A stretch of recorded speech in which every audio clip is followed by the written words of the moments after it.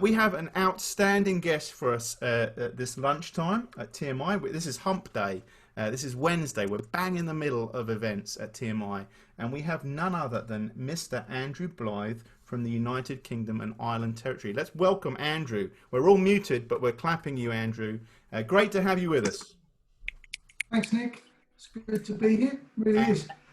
Go ahead. I actually came to TMI in 92, something like that, 91, 92. I stayed with Chris Priest, who just came out, was part of the faculty, and Jim Anderson had just come out to the territory at that point. Yeah. So I can't remember where it was then. I'm thinking it might have been in Georgia, maybe at Jazz. Yeah, could have been. Yeah, it was great. Yeah, great memories. Great, awesome. Well, for those of you who don't know, Andrew is in charge of all Salvation Army music around the world. That's not quite his title, but he's responsible for publishing music. And if you're new to the Army, you may not realise that right from our inception as a movement, we were starting to organise groups to play outside or inside in services, and Bill Booth figured we better organise this and publish our own music so that it's spiritual and the content is right. And so from the very early days, we were organising our music editorial board and making sure that we were publishing music that was appropriate to play, and that has gone on for, I don't know, 100 and so many years. I know we were publishing back in 1886 and maybe a little bit before that, but you have this huge library of mostly brass and vocal music over that period of time, and that continues to this day. New music, Sing Unto the Lord, a new song, is getting produced every year, and most of that comes out of the UK and Ireland territory under Andrew's auspices. So Andrew, just so we get to know you a little bit, just tell us a little bit about how you grew up and came to meet the Army, maybe. Like many others, I'm a generational salvationist. I can't remember how long. Certainly in the UK, I think it stretches back to just the turn of the 20th century.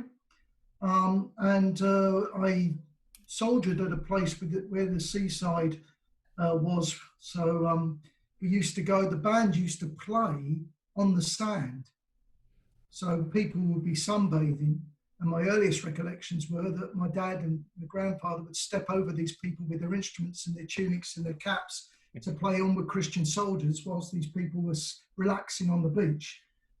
It wasn't that popular, and I don't think we did that ministry quite right, but there was a presence there. I remember that. And so I grew up by the sea.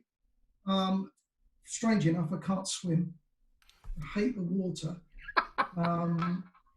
But there you go. And then I've moved around. I'm married to Sue. I'm the bandmaster at Peterborough Corps, which is in the middle of England. And Sue's the songs leader. And Abigail goes to the Corps, stepdaughter. And my son Adam is the YP band leader at Kettering Citadel now. So we're kind of died in the world salvationists and enjoying the ministry that the Army gives. That's brilliant, Andrew. And I presume maybe a cornet was thrust in your hands at age 6 or 7, something like that. Yeah. Yeah, we're good at that in the Army. You know, I think my YP band leader said, "What do you want to play?" And I said trombone, and she said, "I haven't got a trombone. Here's a cornet." So, you know, you get that. I was given the C scale on a sheet and told to give it a go. And you try and give it a go because you see people doing it around you, so you think, well, I'll give that a go as well. So it's brilliant. It was interesting. I was on a Zoom call with trombonists from around the world, and there was maybe, I don't know, 15. Clarence White was on there. He's listening now. And there was maybe 15 of us, and I think only 2 of us started on trombone. Everybody else started on a cornet or a baritone or something. But and you became trombone fascinated me. Yeah, well, because of the sounds it made. Yeah, you know, it goes through that whole harmonic thing. And as a kid, I was just fascinated. I think it's because we had an old man with the old what did they call it, lever that would do the slides. Yeah. Handle, you know, Yeah. and he made such a great sound that it used to, not a great sound, but he made a sound that fascinated me as a kid. But So, I'm quite short, Andrew. You know that we're similar height, maybe. You're considerably older than me. But when I walked to school, I walked to school every day, and I would bring my trombone. And I was telling Clarence and these trombones, I have really long arms for a little guy. It's because I had to carry my blessed trombone to school, and I was explaining to my son, who's starting middle school band, this is going to be so exciting. He's a baritone player, not very enthusiastic at the moment. And I said, this is going to be great. And he announced to the family that he's going to play the flute, and we knocked that on the head pretty quickly. But it's yeah, because it's light, and yes, there is some truth to that. But I digress. This is fascinating. At some point, I presume you maybe learnt the piano. Would that be right? yes, yeah. I play the piano at home. I'm not a great fan of playing it in the meetings. I will do if pushed, Hmm. and I've done it a couple of times. But yeah, I play the piano. Yeah, Yeah. enjoy playing the piano. I like that. So I sitting down and just taking it out on the piano keys. Yeah, I was explaining to somebody on a masterclass yesterday, Ronnie Murchison, who's a great gospel choir leader and piano player, and the joy that you get from going to a keyboard and playing is a different experience than me picking up my trombone and you get one Mm. note. You get to go where your fingers want to go on a keyboard, and it's a real worshipful experience in my Mm. view, going to the piano and playing. So I think it's interesting.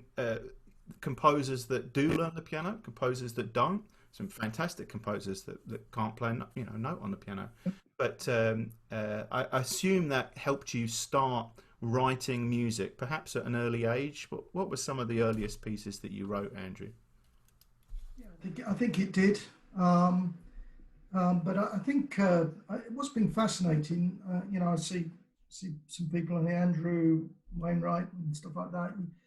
I said to you, this time has seen many composers talk about how they've written. So I don't like, I'm not a great fan of these things, and I wouldn't like to say what I've done and all this kind of thing. I think what the diversity is about it. Some people are not pianists, as you say, and have done it in a different way, um, either by looking at Sibelius and all that kind of thing. I did it from the piano, and my early efforts, as one of my former heads of editorial would say, this is an effort by Andrew Blyth or something like that, or Nixon and Smith or Andrew Wainwright, this effort. One of my efforts, my early efforts would have been, through the piano really. And I mean, look, there's nothing like a brass band or a choir to try your stuff on.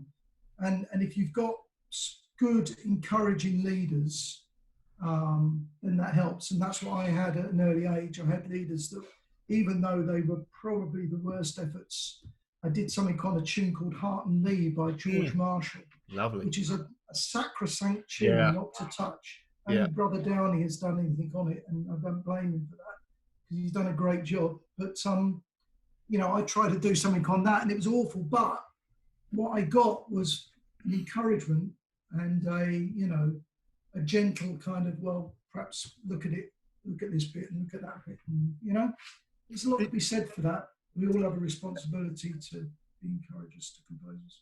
did you have a love for music theory? Did your composition come out of that kind of approach, or? No, I didn't. Yeah. I I I I realised the need for music theory. Um, you know, I realised the need that if I was going to build a house, I can't build it on straw. I've got to get the bricks out. Mm. And I've got to take the time on cementing it all and making sure that the base is there and all that kind of thing. Even though I didn't want to do that and I just wanted a quick fix, I felt that the basics have to be learnt. Um, I think you can get away orally a lot of the time. Certainly in songs you can, and the breaking of certain harmonic rules that we allow now. But I do think you need to know you need to know how you're breaking those rules. Mm. I wouldn't just go into your house, Nick, and sit down and have a cup of coffee and put a TV on, because that's breaking the law, isn't it? Now, but if I didn't know that and I just did that, and you said, "What are you doing here?" Yeah. Well, I don't know. You know, you've got to learn that. You've got to learn the rules, haven't you? You've got to learn what you can do before you can't do it. Yeah, that's brilliant, and I love that reinforcement of gaining more knowledge so that you can hone your craft better. You know, I mean, and I think also perhaps you know your first composition you ever wrote wasn't the best in the world, but maybe your 20th was pretty good, and of course now you're writing magnificent works. But do you remember the first piece that was published, Andrew? Yeah, I do, and I wish it wasn't. Um, yeah, and that taught me a lesson. You know, Yeah. because I started working in the department very early. Um, I learned that composers that send music to me, you know, their first works they want published. You know, they send this stuff, yeah, publish it.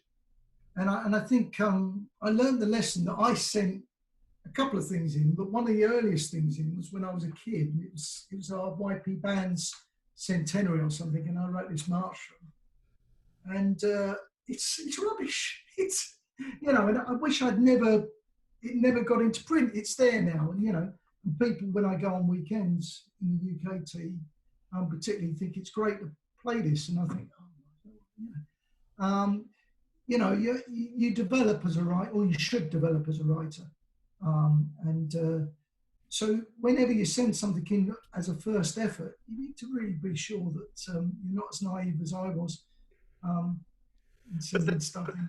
there's a lesson here, Andrew, because that piece of music I loved playing in the YP band. Marching young people. Da da dee da da dee da dee da dee Yeah. da ba da ba ba bum. And it had a little, Well, you know, I do like to be beside the seaside as the intro, and I thought it was a good bit of fun. And Unity series, it worked really well. So I know there are times where we get a bit down on the pieces that we're writing, but for somebody else, it has brings great joy and great life. yeah. So, how old were you when you wrote that piece? Do you remember? 13, Well, yeah, 14. great. Awesome. Yeah, And who would yeah, have received yeah. that at Music Editorial? Who? Well, and that was a lesson really, because a gentleman called Ray Bowes, who I got to know very well, I worked with him in the department, or he gave me a job, Lieutenant Colonel Ray Bowes, and I was in the staff band under Ray Bowes as well. A real gentleman, Yeah, lovely man, but a dreadful administrator. yeah, So as a 14-year-old, I'd sent this music up, and of course there was no emails. You sent it via post, and the next kind of 2 days I was waiting for a response, yeah. and I was waiting for a response, and I was waiting for a response. 6 months later, this very gracious response came, but you know, from that enthusiasm of, you know, is he going to get back to me? He didn't, and I didn't dare remind him of it. I was too reverent in reverence of Ray, even when I started working there. But it taught me a lesson that, you know, composers want to know, you know, at least tell them what you feel about their music, whether that's good, bad, indifferent, whatever. But you need to reply to them sooner rather than later. And I see a few composers on here. I see Andrew Barrington, who writes beautifully for our territorial band, and Andrew Wainwright, of course, is on here. Matt Broom is on here. Robert Snelson, and I think we have a set. Maybe if you don't write music, you don't understand this, but it's a bit like birthing a baby, and you know, you own it and you love it, and there are days when I know for me when I'm writing, I think, oh, that's terrible. The next day I think it's brilliant, and it's probably somewhere right in the middle. Can you tell us a bit about the experience of birthing a work and that the emotion behind it all? Because I think we are waiting for a response because we care for that piece so much. Yeah, you know, I think it's like you have parents' evenings over there, don't you, where the Yeah, parents go and see the teachers and all that kind of thing, and the teachers tell you about your children. Some of the stuff you have no idea what they've got up to. Some of it they say, you know, your kid's absolutely a pain in the neck, and you think they're the best thing since heaven. And I think that's with composers. You're right; it's a very personal thing. Um, I've learned that as a writer in the Salvation Army, particularly, you have the opportunity to share your theology. mm, and to give a sermon in song or in brass. But it's your theology, it's your outpouring. It's not only a gift. We talk about it being a gift. It is a gift, but it's also what you want to say. And so that is very precious to you. You know, so it is your child, but it is your theology. It's your testimony. And so, you know, for all of the people that write here, you know, and I would say that in dealing with composers, many composers now through the years, that I understand that it's where they are and it's where their heart is, and that's sensitive to deal with and to work through. But you are right; it is precious, and you have to deal with it in the right way. But it's a real privilege to write in that respect as well. So when they're playing it out or singing it on a Sunday or in a concert, every composer should feel justifiably blessed and proud in the right way that their theology is being viewed. It's like giving a sermon, isn't it? Yeah. But in song. So Yeah, that's brilliant. A good response, Andrew. And I see a non-composer has joined us in the name of Derek Lance too. But I was thinking about, I may have missed the trick here in our band or in our corps, but I think the first piece I played of yours was Margate Young People. The second piece might have been Shine Down. And what a difference in those two pieces. Could you just talk about how you developed between those two pieces in your mind? Well, I developed because I went to the music editorial department. I didn't study music. I joined the editorial department at 17. Wow. Because they were doing the computer Sibelius program. No, not Sibelius. They were doing a program called HB, which was before Sibelius, and they wanted to go onto computers. And Ray Bowes, I was in the staff band, just joined the staff band, and I think there was a chance conversation where Ray said, do you do computers? Do you do all these? He didn't know what was going on. And I just said yes. And he said, would you like to join the music editorial department? And I was working for the Army. I just started working for the Army at SP&S in the publishing. And so I said, yeah, that'd be good. And he said, I said, when do I start? And he said, on Monday. and I started on Monday, and there was people like Peter Graham, Richard Phillips in the department then. And so I kind of walked through the door on Monday morning and no one was there. And there was no one there until 4:30 in the afternoon. I didn't dare leave. And I was just stuck on my own. No one told me that they were, I felt as though I was an intruder in the office, but they'd all had the day off and hadn't told me. So officially I started on Monday, but everyone else joined on Tuesday. So I learned through the music editorial department. So Ray put me with two people. And that was a gentleman called Philip Catlernay, Professor Philip Catlernay, who was fantastic, and Michael Kenyon.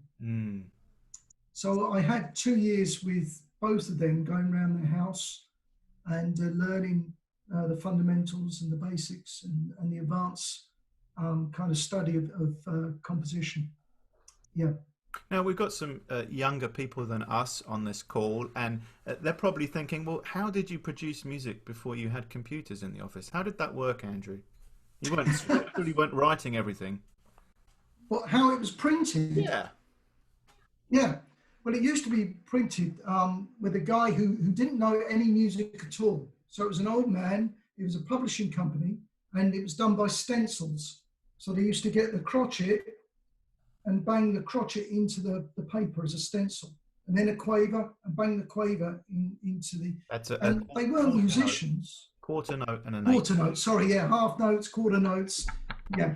And they used to bang them into the stencils. The guys weren't musicians. They had no idea of music at all. So sometimes you'd read a proof, and there'd be 6 beats in a 4-beat bar, which you can't do in Sibelius now, and all that kind of thing. So it was a bigger process to proofread because they had no idea about music. If you said to them a quarter note, they wouldn't know what a quarter note was. So you had to go to them and say, right, I need that note there. It was quite a developing process, really.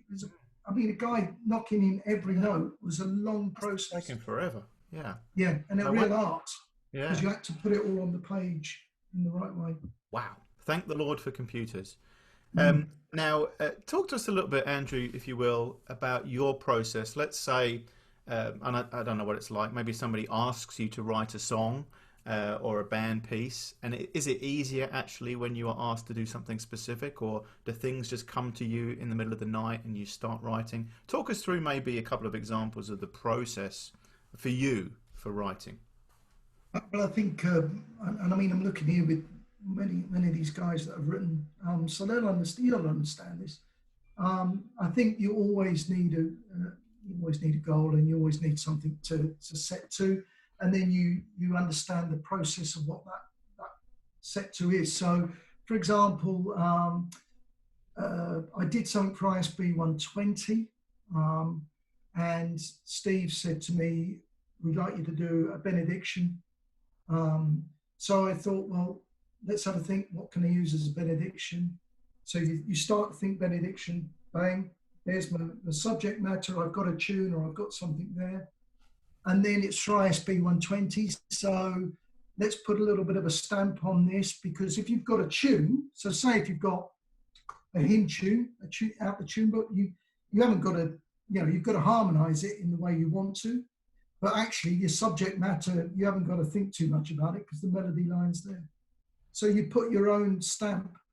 ISB 120, let's do some ISB references. Let's do Mm. references of years, tunes of ISB fragments. Make them a melodic line, your own line, but grab everything. So, I'm talking to the converted here. These guys know, you know what that's all about. You get your subject matter from the person. They might be specific in what they want, and you have to work through that. I think most composers would rather work to a deadline and rather know what they're doing. Sometimes it's nice just to sit and to think, hey, I'm just gonna write. But for many of us in the army, and I think for many of these guys, probably you work to order now. Yeah, yeah, yeah. It's the way it is, and that's great. But that's the reality of it. And so you're maybe going to the piano and you find a nice key maybe to work in, and maybe if you're writing a song, let's say for Sing to the Lord, what's coming first? The lyrics maybe from somebody else. You've had some great collaborations. William Hastings has collaborated with you a number of times. And then what comes next? Is it the harmonic structure or is it the melody? The melody will go with the harmony a lot of the time. I'll try and do the whole, as a whole four thing, because I think certainly in songs, the harmony develops in a way. I mean, I think we've got. Have you got an example there, Nick? Of let's have a look. Yeah, one of Eric Ball's pieces. Gerontius or No, we got Begin of David God. You got In the Secret Thy Presence. Do In the Secret Thy Presence, if yeah, possible. Have you got that? love it. Right now, Nick is going to try and share his screen, and I'm going to be exposed to the technophobe. Okay. Okay, let's see if this works. No. You haven't got your holiday photos on there, Nick. It could be I worse. did a PowerPoint with our core band one Christmas, and didn't realise that in the middle of Silent Night for the third verse, there was a picture of me and the family, and some congregation had to see a picture of us. You gotta be careful about that, Andrew. All Yeah, I right, know. talk us through this beautiful. I mean, first of all, Okay, well, amazing work. I'm just talking it through in terms of, look, we're talking about Eric Ball for a start. Eric Ball had that beautiful way, and I'm talking Salvation Army. We could talk classical composers, we could talk all that kind of thing. We've got to remember that Eric Ball was very much a product of the Elgar system. He lived just soon in that time and after that time. So it's very Elgarian kind of themes through Eric Ball's music. The same with Elgar, but we'll talk Eric Ball. Eric Ball had a beautiful way of melodic lines in complex works. Okay, so you take Resurgam, it is a melodic piece, isn't it? In reality, Yeah. even from the beginning. Yeah. Da, da, da, dee, da, da. It's got a beautiful melody line to it that you remember. Yeah. In the secret of thy presence, we've got this beautiful little rising line. In the secret of thy presence, where the pure in heart may dwell. So the statement there is taken more time, isn't there? So you've got one, da da dee da da da dee da, where the, and that's the statement. Now, did the words come first? Yes, they did for this. Albert Osborne used to write the words first for Eric Ball. It all depends for a composer, I think, how good the lyricist is. Okay. Sometimes the lyricist can get the feel of the song as well. And you could just have a melodic line and the lyricist can get the feel of that and put the rest points in here. But you'll see that Eric, who wrote this first, goes to that beautiful little first line, but rests on that where the pure in hearts may dwell. Then you see the melodic line raise again. It's the same sequence, but it's rising. Yeah, a good melodic line has that kind of second sequence that's very strong. Ba da dee da da da da da. Ba da dee da da da dee da. It's the same kind of sequence, and if you can get that into a line, then you're starting to get a very good melodic line. If you get what I'm saying, repeated elements. Yeah. Hearing certain melodic intervals. If you go to say Compelled by Love, can you get across to that? Okay, let's see. Can you see that? Yeah. Okay, great. So the same thing happens here.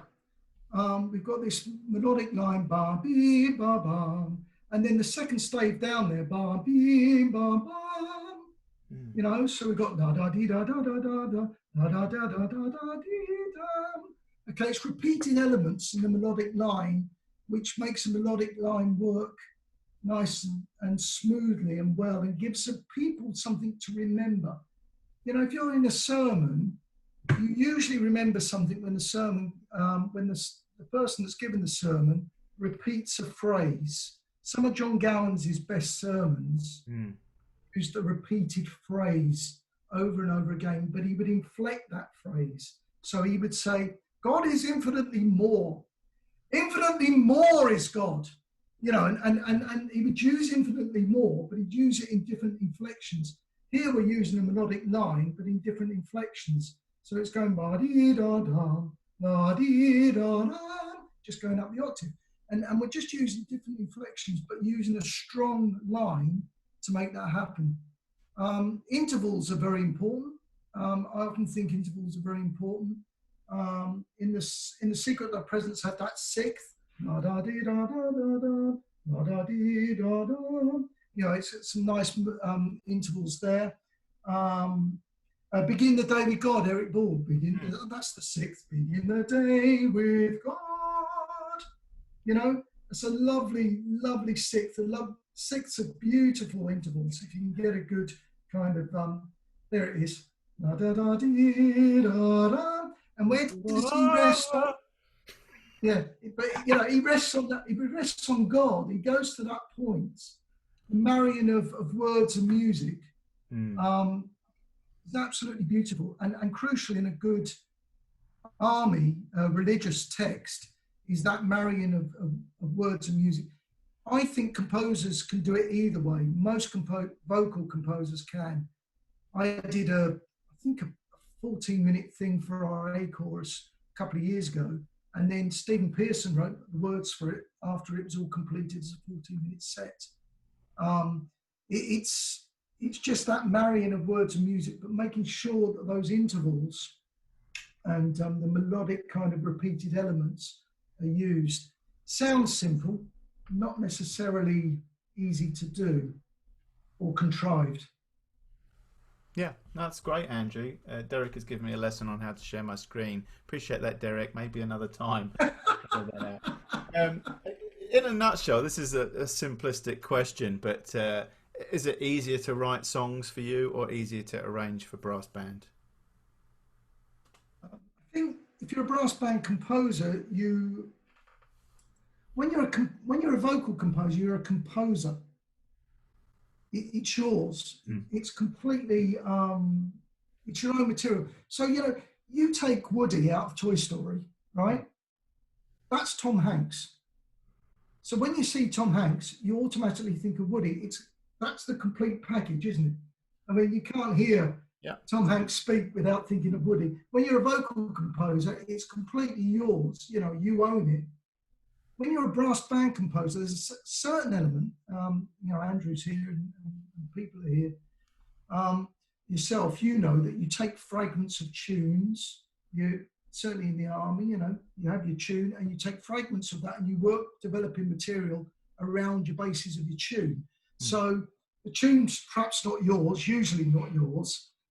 You're arranging it and developing fragments of material. So in a sense, you're a developed arranger, as opposed to composing. There's two separate disciplines, okay? There's two separate disciplines. And I think sometimes young or inexperienced brass composers try to compose instead of looking at the material they've got and developing that with, and using how to develop material instead of trying to think, I've got to do something and it's not related to the main theme, people like Andrew have learned to develop that material so that the material is interlinked with the main theme that is presented. And I think that's important to do. If you listen to some of the classic Stem and Allen selections or Les Condon selections, you'll see that they develop material. There's not much composition. There's just very clever developed material on the three tunes that they've set themselves as the three main pieces to put the framework of their working. And if you can learn that and do that well, then I think I enjoy both, but they're two, for me, different disciplines in a sense. Two different disciplines. Now, in writing a choral music, am I right in thinking maybe many of your submissions that come in are slow? It's hard to find a really good fast song. I remember Rock Eternal is still something I might pull out because it's a quality fast song. It seems to be harder to find faster songs that are good. Is that true? Yeah, it's completely true. I'll often look at what I've got and I think I've got to do an issue and I've got to find a couple of fast songs. No one wants to be happy. They all want to wallow in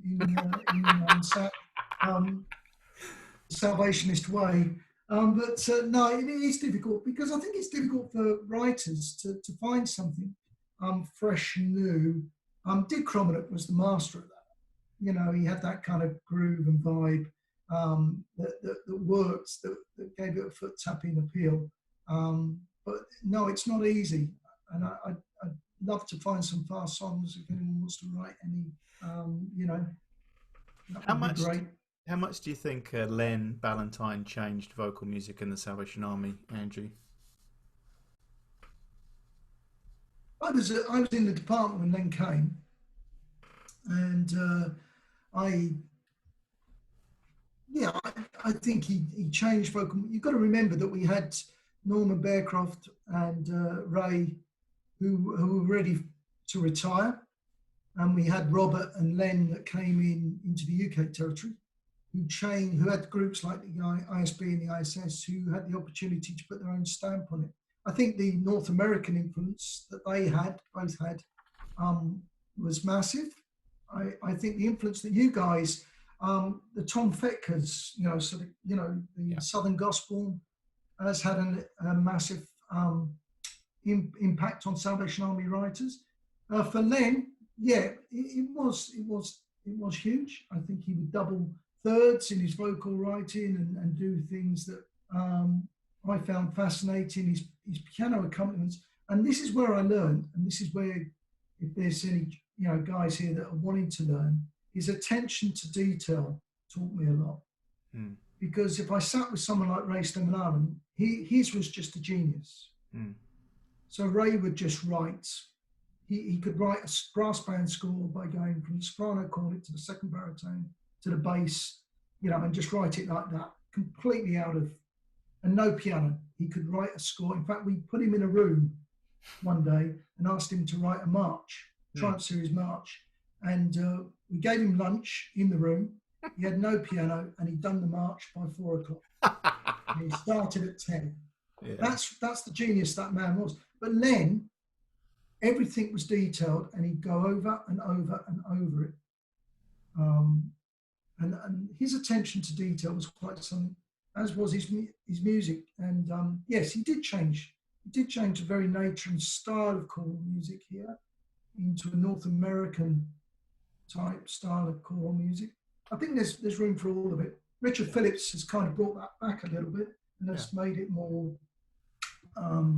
standard UK choral music. But there's room for it, and I hope the Sing to Lord kind of reflects that. Yeah, I think there's something for everyone in there. And then I was reflecting on brass music and how that's evolved, and so many fabulous Salvation Army composers.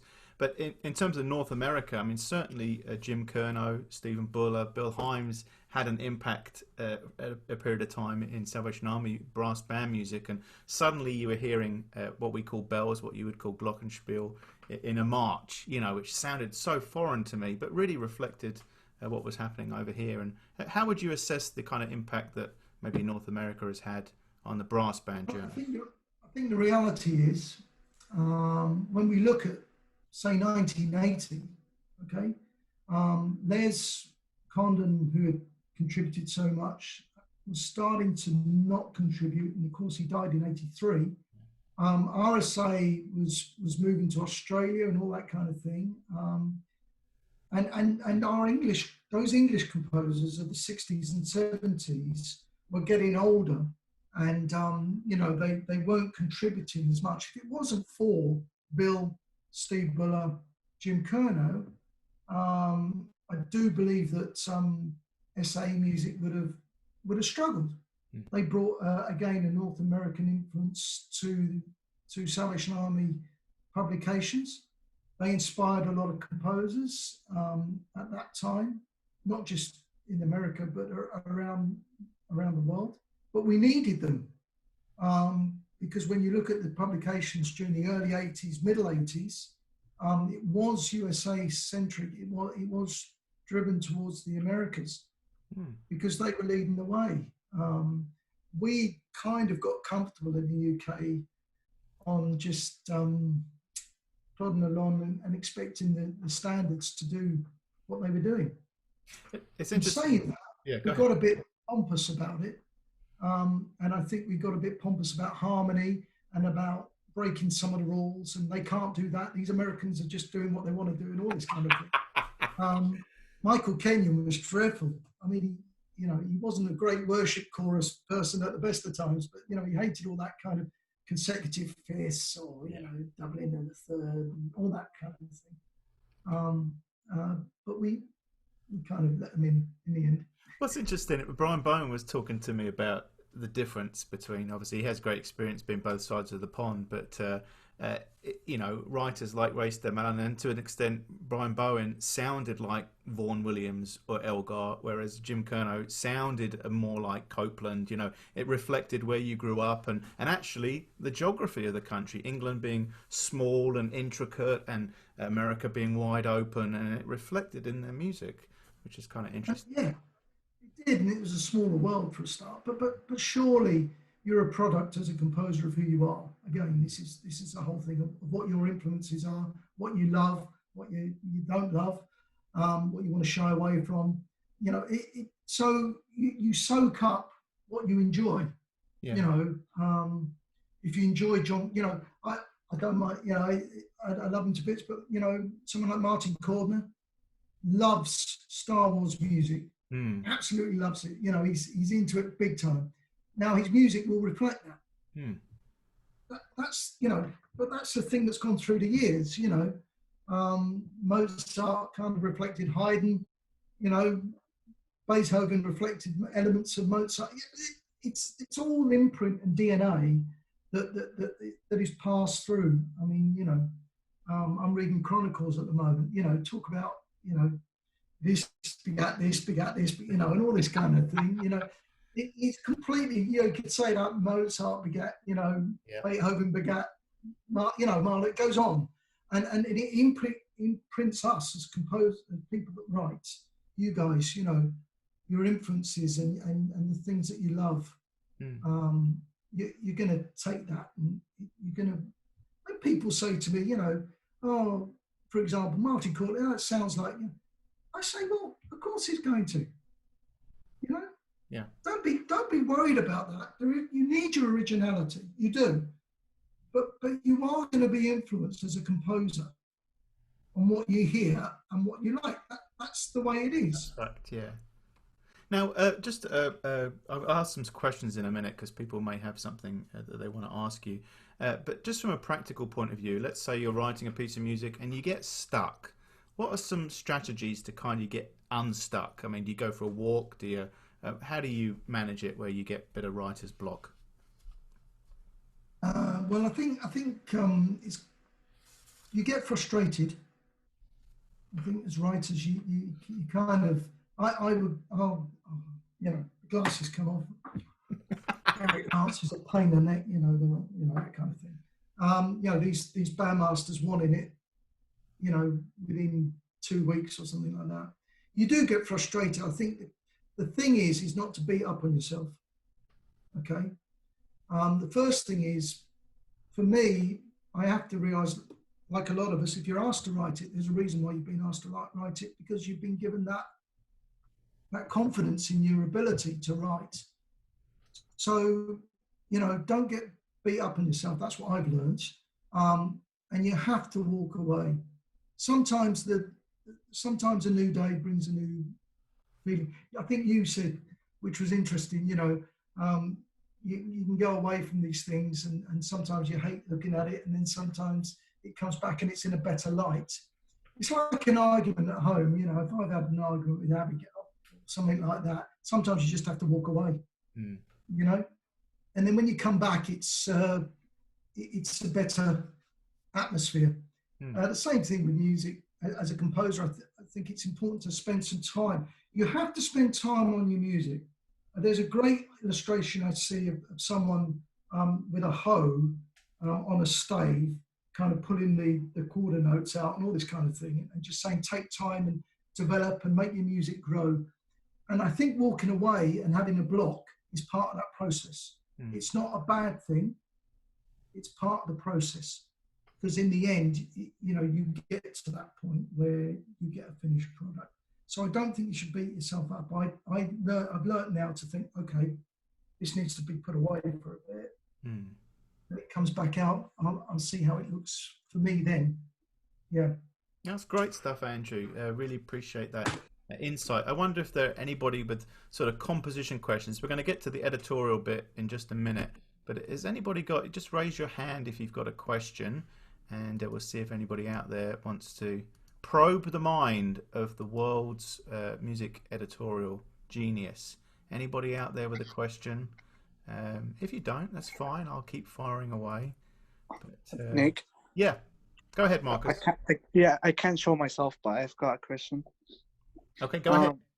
Yeah. How let's say like you go to like study music composition at an academic level, how do you translate that to like a salvationist or a brass band composition world, like the knowledge you can get from studied at, like, let's say university from music composition? How do you take that to the brass band world? Because I don't know like if any university has like a major on brass band composition.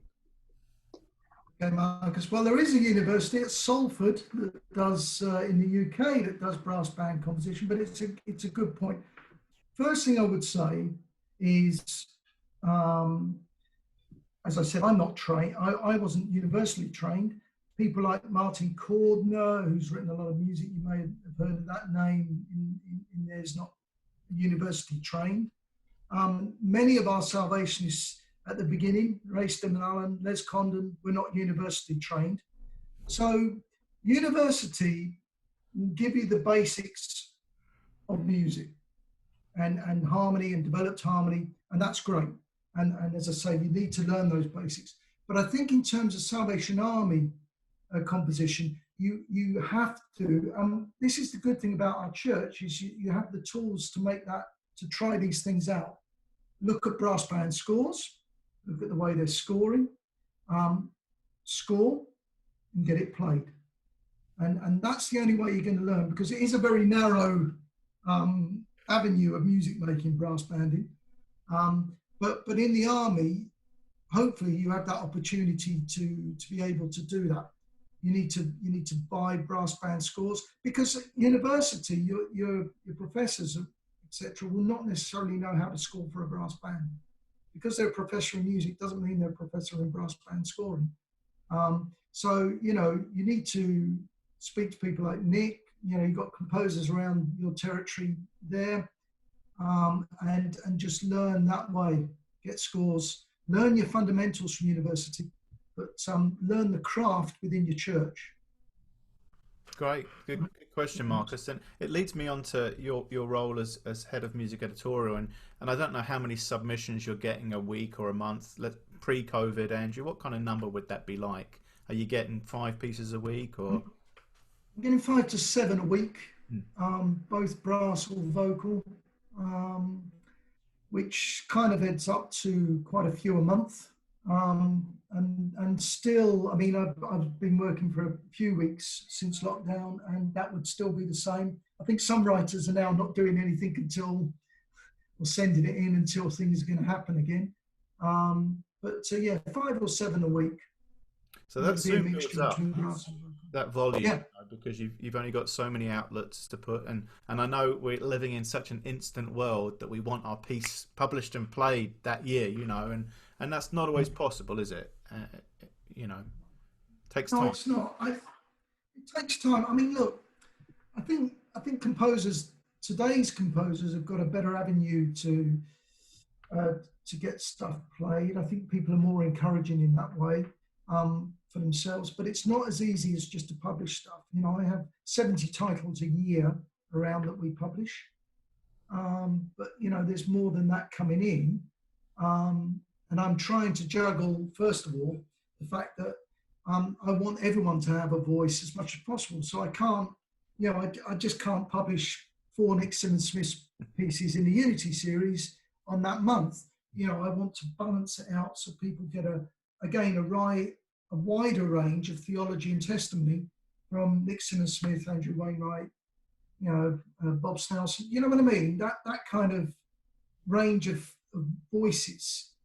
And that's why we publish journals. That's why we do the 4 pieces in a journal. So your Unity series, that's one of the reasons historically we've done that, to give different people a chance, an opportunity, and a voice to be published. And you might get a little gem on the bottom of a classic, by somebody unknown that suddenly gets discovered, and that's how that goes. And and that is another key, so if you've got Ken Downey, Bill Himes, and then say Jonathan, whatever you've never heard of, most bands, certainly in the UK, will play down the sheet. Let's give this a go, let's give this a go. If they had it 4 separately and you're sitting there and you're looking at it, you think, well, I know what I'm going to get with Bill, so I'll buy that. I know what I'm going to get with Peter Graham, so I'll buy that. And then, Jonathan, whatever his name, is going to get left on the shelf kind of thing.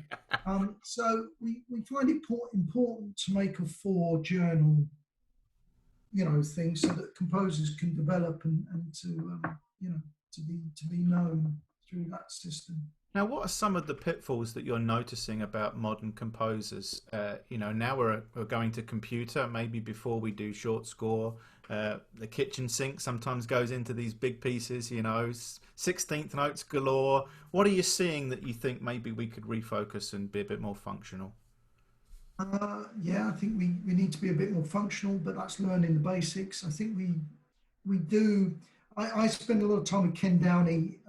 Ken and I review all the manuscripts. And so, Ken and I will sit there, and when we're at the piano and going through the scores, there's a lack of care and attention. Sibelius, can make things nice and easy, but when you deconstruct things and look at chords and look at voice leadings, certainly within the inner parts, there's clashes and there's untidiness. I think a lot more care and attention. Again, taking time over it would help, and listening to the piece and getting it played. A lot of composers will write stuff that's just impossible to play. Because a computer can play it back perfectly, right? Sibelius is the best player in the world. Yeah. If we all had a band like Sibelius, it would be brilliant. You could have a soprano cornet player that can play like that, banging tune and all that kind of thing. Yeah. But thinking practically is the biggest thing, and looking at your internal. You've got to be a surgeon. You've got to open it up and look internally at all the inner workings of the body, and check it's in the right place. Some of the music, you look at it and think, really not thought that one through. Yeah. It's taking the time. We have a question from somebody on here that says, why not include bass clef parts on all Salvation Army brass publications? We have learn through school band, and of course they're playing bass clef. And what about that, Andrew? Oh, that's a good point. I think we will have to look at that. We do it for Unity series, I think. But we are going to have to look at being more flexible. We're going to look at moving into wind band, copies of wind band, so flute for side cornet and all that kind of thing. Yes, that's a good question, and the answer is yes. We are definitely looking into that. I'm hearing something like Serenity or Light the World being played by flutes and saxophones, and I'm thinking, please don't do that. But I get it for the brass, it does help us, and you've done that with the Unity series and the tune books, and that's been fabulous. Another aspect that you've done really well in the UK is the samusicindex.com with an audio and a video example, and then the ability to buy that right there now. And then have it in your hands, which is great. And I know it's a difficult issue, but I'd love you to explain why copyright is quite an important thing as composers, Andrew. Yeah, it really worries me, Nick, to tell you the truth. And I think that's been borne out the last 5, 6, 7 years in the fact that YouTube, Sibelius sharing. In fact, it's only last week I've had IHQ phone me about a copyright problem with a composer, and it's been shared on national radio. Now, look, I'm saying to all composers, write what you want, but the reality is, if you're a brass composer, you need to check the tune out, and if you're going to write it, you have to check that the tune is okay to use. If it's found on YouTube or anything like that, these companies will go after you. They are not, and the copyright police, I call them, are getting worse. We're getting a lot of inquiries as to certain pieces, and that are they checked with us, and are they copyright compliant? If you use a tune, even in the Salvation Army tune book, you need to check that you can use that tune, and that you are, that you're allowed to do that, because you're breaking the law if not. And if it's found on if a band plays it and it's found on YouTube or whatever, you could be liable for a lot of money, and the Army won't help you on that. And that's what we do. You see, as a publishing company, we would check that out, and we would clear all the necessary copyright and fees to publish that. But it's a serious issue, and you're thinking it's a bit like tax. I don't know about you, but if you think of get away, don't know what our UK tax system, you can't. If you're doing another job, they'll soon catch you. And it's the same in the copyright. So as a composer, be very careful of your subject material and check it out. That it's either after the 75-year rule or 70-year rule, but things like that. If it's a Salvation Army tune, usually no problem. So if it's a tune by Eric Ball or you know, someone like that, we wouldn't have normally a problem with that. But you must get it checked out because we can't help. You know, there's no use phoning Nick or, you know, I've got a bill for this. It will come. They are after their money even more so now. And with YouTube, they're trawling that. Yeah, and I would say for those in our territory, Robert Snelson is our guru, and his first response is usually no, you can't do that, or he finds a way to do it legally. But if you've got any questions about that, don't hesitate to call our department and just figure that out, because we do want to be really careful, and also in sharing printed music. I know you all have your hard drives and what have you, but we still, in order for this to progress and Salvation Army music to continue, we need to pay for it the right way and keep that machine going. So, one kind of final question, maybe, Andrew, if there's some young composers on here that maybe I see Anthony Barrington on here. I'm sure he started to write pieces. What's the best way or the best route to get a piece published by the UK? Would it be a simple hymn tune arrangement? Is there a niche that we need to fill that is, you know, you don't have so many titles for? Not necessarily. I think it's just offering something that's got a quality to it and as a care to it. I will look at stuff, and there's a number of pieces that you wouldn't even think of that are quite well-known pieces by people that have been editorially looked at. You know, we will do something if we see a potential in that, and the composer is willing to learn through that. We're not a university. Yeah. We're an editing house, but part of the process in the Salvation Army has always been to help and develop. It needs to have promise. Just write what, especially at the beginning, write what you want to write. I think that's important. Write what you want to write, and then, you know, send it up. Don't be afraid. You know, we've all, you know, I was at a music council 6 months ago, and they threw one of my pieces out. You know, what? That happens to you? I know. You know, so it happens, and you've got to try and, if you've got the heart and passion for it. You know, so write what you want to write when you begin. But be very critical of yourself, listen to others, and listen to others that you trust. You've got enough people in this territory, if you're a young writer, to listen to those voices, and then have the confidence to send it up, you know, see it's part of a journey, not the, oh, I've written something, it should be published, and that's me done. We're all on the journey. We're all moving, you know, towards something. So it's important to recognise that. When that didn't get published, Andrew, did you write yourself a letter and say, "I'm sorry, Andrew, that wasn't good enough"? You see, Music Council is an interest. I don't know what your council's like, but we don't have any names on the manuscript. Oh. So for me, it's a dreadful process, because you're sitting there thinking, "This is one of mine," and then you get some of these comments. And you can't think, "I'm going to hit them."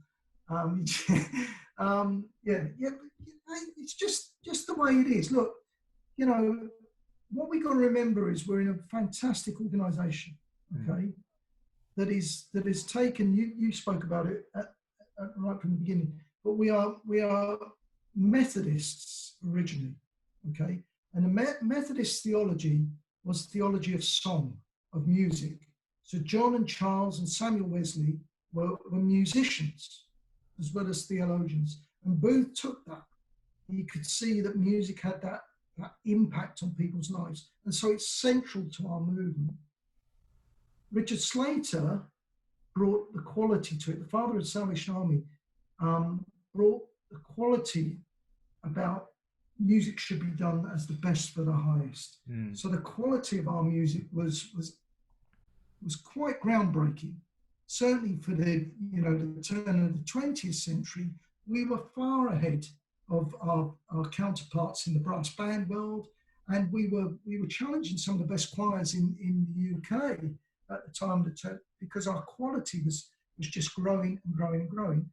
And then you have musicians like Eric Ball, Ray Stemmen Allen, George Marshall, that were trained And so we have a quality to keep, all right? So whatever's published by the Salvation Army in the UK, you will understand that it has a quality to it. And I don't want, as the current editor, to lose that, okay? I think it's important for us. The best for the highest is important for us. And so right through from that theology that's integral in our movement, we need to do it well, and it needs to be done well. And so, you know, whenever it's published, it's gone through a process. And so if the Music Council don't agree with that, and the music, just quickly, the Music Council started. Why did we have a Music Council? Well, it started because Richard Slater got a bit too big for his boots. And he started just publishing music, what he felt was suitable. And the general heard this one day in a big festival that he was preaching on, and he went to the back to have a sit down before he went on for another hour, and he heard the Household Troops band playing something classical, and he was absolutely outraged by this. And he called Slater in and said, whose decision was this to play this? I think it's from one of the things from Messiah. And Slater said, well, it was my decision. You know, I'm the head of music. And William Booth said, no, we're not having that. You have to go through a council now. So Slater you have to present all this music to a council that look at the theology of the music, the purpose of the music, and how it's used. And I think that's important for us to do. I think it was the right thing of the founder to kind of pull up Slater's bootstraps and say, oi, you're not choosing it on your own. It shouldn't just be you. So yeah, that's the quick potted history of how the Salvation Army came to have a council that decide what music is to be published. That's brilliant. And I should just say a couple of housekeeping things in terms of sending you music. You're only supposed to send it to one publisher at a time. That's important. And some great composers have sent it to multiple places before. We know that. But that's a kind of golden rule. Make sure that you do that. And I would say Andrew's really good at responding, and he's very courteous, regardless of what the decision is. He's always really good at that. And he would say to you, he said it to me, if you haven't heard from me in a couple of weeks or a month, follow up and ask. You know, you've always said that to me, Andrew, and I've appreciated that. Because you've got so much going on, and it doesn't hurt just to shoot an email and see where it's at in the process. Well, this has been absolutely fabulous, and I've learnt a lot, and it's been great to chat to you, Andrew. And I think heavy is the crown of head of music editorial. I mean, you have such a burden on you, but you do a fabulous job at producing functional music at different levels for our Salvation Army bands and songsters to use. So we appreciate what you do and have done, and we hope that you continue to write your beautiful music. We sense that comes from deep in your heart, and have enjoyed all of it. So thanks very much for your time today. Thanks for everyone for jumping on and listening. And of course, this will get put out on YouTube later tonight. And I should say that tonight we also have solo night at 7 p.m. You don't want to miss that. It's a fantastic evening program. And then tomorrow, Dr. Jeffrey Barrington is on at 11 o'clock, and John Lamb is on at 1, and Dorothy Nanscoville at 3. So we've got so much good stuff for you, young people, and I hope that you log on and catch it all. Our thanks to Andrew Blyth. We can applaud him while we're muted, and I see Steph giving him a wild round of applause. Thanks, Steph. And we really appreciated this, Andrew, your time, and we'll keep praying for you. In the UK, you're struggling with the same things we are here with COVID, and I know you're on a furlough at the moment, but we hope that you'll be back to work soon. It's great to see you all. I mean, you know, I look at some of the names here. I'm surprised Derek Lance is looking at a screen. I thought he would have been absolutely bored stiff at looking at a screen. But a lot of you here are doing some great stuff, and certainly I've heard the Songs for Hope CD, which I think is fantastic, and it is a real inspiration. What a great movement we belong to. That it's international, and long may that continue, and God bless us and use us even more in the future. I think he will. If we just individually believe in it, corporately, we're going to be absolutely fantastic for God. Thank you. Thanks, Andrew. Appreciate you very much. And everybody, we shall see you in less than an hour. All right. Bye for now, folks. Thank you. It's